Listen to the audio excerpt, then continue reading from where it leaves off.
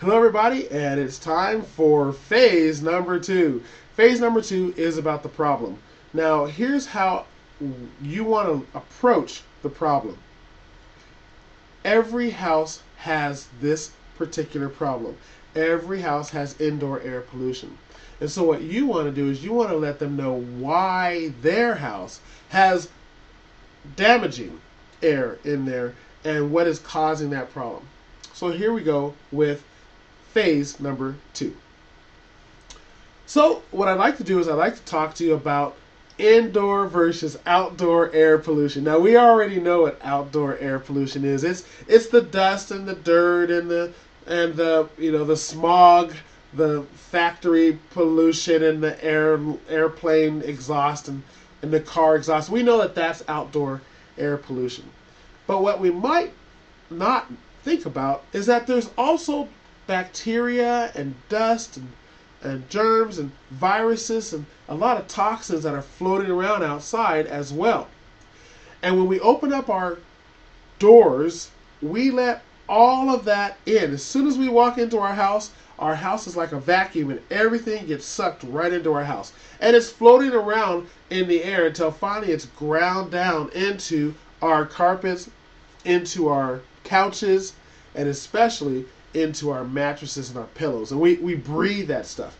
And so, like when you open up the curtains and you see those rays of light that shines through this, it's so beautiful in our house, in the morning. Well, the only reason you can see that is because of the dust and dirt that's floating around in your house. And so what I am going to do is I kind of brought my own little sun, and it's in the form of a lamp. And we're going to take a look at what's floating around in your environment. And trust me, every house has this floating around. So if we find nothing, you'll be the first house that has no dust or dirt. So don't worry. Let's take a look at what we have floating around. So I'm scraping, and wow, look at that. That's okay. So all the stuff that we see floating around here inside this light, that's just what we kick up when we walk through your environment. And that is very normal. As a matter of fact, yours is a lot better than most houses that I go into. So what's in those particles floating around? Well, let me give you some facts that you can actually look up in the American Lung Association. Fact number one, what you actually see in the light is actually only 2% of what's there. The other 98% is microscopic. I mean, that's where, germs and bacteria and viruses, mold spores, and even the dust mite, that's where those living creatures live, is in the 98% that we don't see. But what we do see in that 2%, 70% of it is skin flakes and pet dander if you have pets.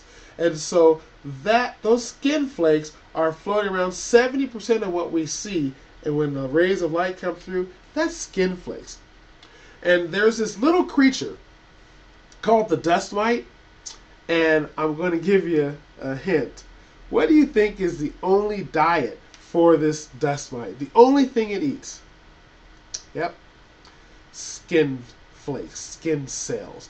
We're shedding skin cells all day long, and they're eating all day long, and they're there for that purpose. I mean, Mother Nature made them so that we wouldn't live in a pile of dead skin cells, and so the dust mite is there to only eat our dead skin cells.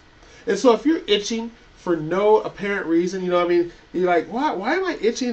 And there's nothing there, there's no bumps or anything. Well, 90% of that is because we're allergic to what the dust mite leaves behind. You see, the number one cause of asthma is dust mite excrement. Yep, I said it. Dust mite excrement.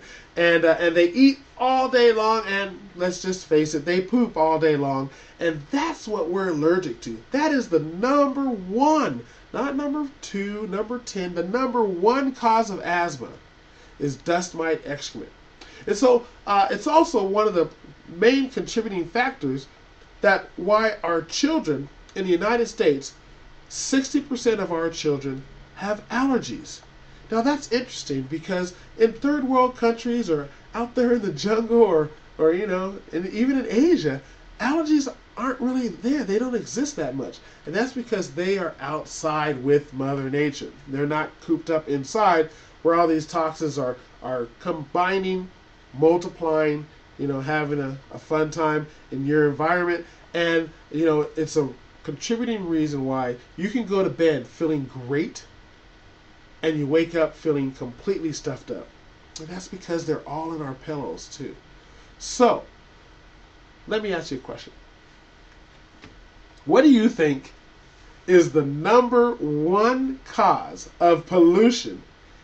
Dust, dirt, dust mites, germs, bacteria, viruses, all that stuff. What do you think is the number one cause, the number one appliance that puts that out into your environment? What do you think it is?